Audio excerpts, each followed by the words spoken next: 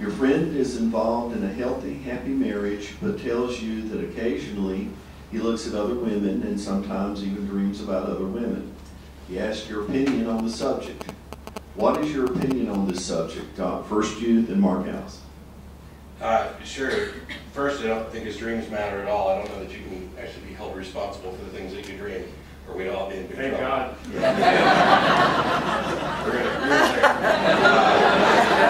but the other thing is, you know, this goes back to the way we define ourselves, and we've done a really bad job of falling into patterns about defining humans and human behavior and misunderstanding who we are and thinking we all fit into neat little boxes. We started with, you know, this privilege and predisposition towards, for example, heterosexuality. And then it was, well, maybe you're gay or straight. Well, then maybe you're gay, straight, or bi. And then maybe we discovered that there's this broad spectrum of human sexuality. And we find the same thing in relationships. We find people who are monogamous. We find people who are polyamorous. And there's a broad spectrum of these. And I'm not going to get into, you know, unless I'm asked and we can discuss it, which ones are potentially moral or immoral. But on this particular question, where he's struggling with the idea that he's perhaps fantasizing about other women or seeing them, then my response to him is, have you talked to your wife about this? Because I don't know that, you know, I don't know the nature of your relationship, but not in every relationship is this necessarily a problem. Denying who we are as human creatures and making us seem bad or wrong or born bad or wrong, or that lust is a sin, it seems to me perverse, because I don't know a single marriage, Christian, Muslim, or otherwise, that doesn't survive on a little bit of lust. I mean, it drives the procreation thing.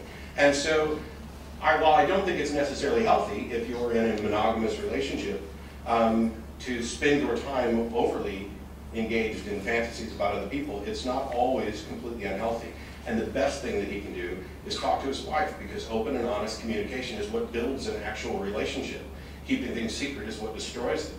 Maybe she would be okay with it. Maybe she's not. But until you actually have that conversation and figure out what footing your relationship's on, you can't know. Okay, thank you very much. And now we'll have a 3-minute response, or up to 3 minutes, by Mark Allison. I love what Matt said about open and communication with your wife. That's 100% true. Interestingly, you know, on the Sermon on the Mount, Jesus is redefining some of the Old Testament morality. In the Old Testament, if you committed adultery, it was a sin, and Jesus is saying, you've heard it said, and you know, interestingly, the person that said it was God, and Moses was the one that gave the command. So Jesus is definitely equating himself with God there, and he's saying, you've heard it said, if you look, you know, if you commit adultery, it's a sin. But I say, if you even look at a woman with lust in your heart, I don't think he was talking about your wife, by the way, but another woman besides your wife, then it's a sin.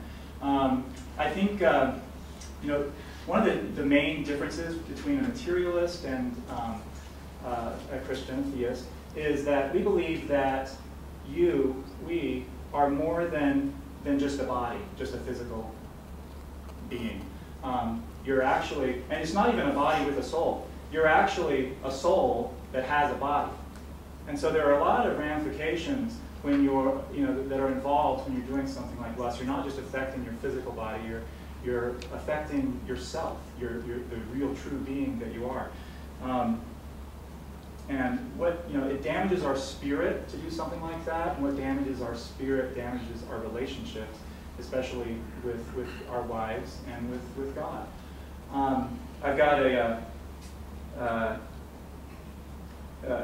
there's a song here that I have some lyrics to that I thought were interesting and probably appropriate for this time of season, and maybe articulate this idea a little bit better than I could. It's by a folk singer named Alan Levi, and it's called Santa and Victoria. Let me see if I can read it in my next 1 minute that I have left. You guys are going to like this, whether you agree with it or not. So, this year they put Santa in the Montgomery Mall, right next to Victoria's Secret. A line stretched forever of children so small next to Victoria's Secret. A strange contradiction, but somehow not quite, both of them wearing their best red and white, selling the promise of endless delight next to Victoria's Secret. The children were glued to that kind old St. Nick next to Victoria's Secret, while the grown-ups were glued to the curves of St. Vic next to Victoria's Secret. The kids had their lists for the man in the sleigh, while the mannequin stood there in fine lingerie, both making a promise that neither could pay. That is Victoria's Secret. Now the pleasures they offer are perfectly good, but they can't fill our hearts like we wish that they would. They know how to fool me, Victoria and Nick, to dress up the dream, make it glossy and slick.